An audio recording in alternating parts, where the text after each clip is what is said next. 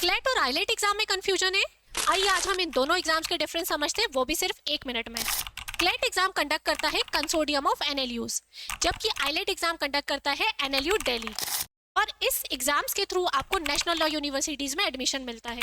CLAT के through आपको 26 national law universities में एडमिशन मिलता है, जबकि एनएलयू दिल्ली अगर आपका ड्रीम है तो आपको आईलेट एग्जाम अपियर करना चाहिए। इन दोनों के एग्जाम पैटर्न भी काफी डिफरेंट होता है। क्लैट के अंदर सिर्फ 120 क्वेश्चंस पूछे जाते हैं, जिन्हें सॉल्व करने के लिए आपको सिर्फ 2 घंटे का समय मिलता है। और इस एग्जाम में 5 सेक्शंस होते हैं। अगर मैं बात करूं आईलेट एग्जाम की, तो उसके अंदर 150 क्वेश्चंस पूछे जाते हैं, जिन्हें सॉल्व करने के लिए सिर्फ 90 मिनट्स का ही टाइम मिलता है। इस एग्जाम में 3 सेक्शंस होते हैं, यानी कि आईलेट एग्जाम ज्यादा टाइम बेस्ड एग्जाम माना जाता है। अगर इन दोनों एग्जाम्स के सिलेबस की मैं बात करूं, तो क्लैट एग्जाम के अंदर आपका English, current affair GK, logical reasoning, legal reasoning, quantitative techniques पूछा जाता है। आईलेट एग्जाम की बात करूं तो इसमें सिर्फ 3 सेक्शन है, English, current affair and GK, और साथ ही साथ आपका लॉजिकल रीजनिंग। तो दोनों ही एग्जाम्स के अंदर नेगेटिव मार्किंग भी होती है, जो कि है 0.25 की।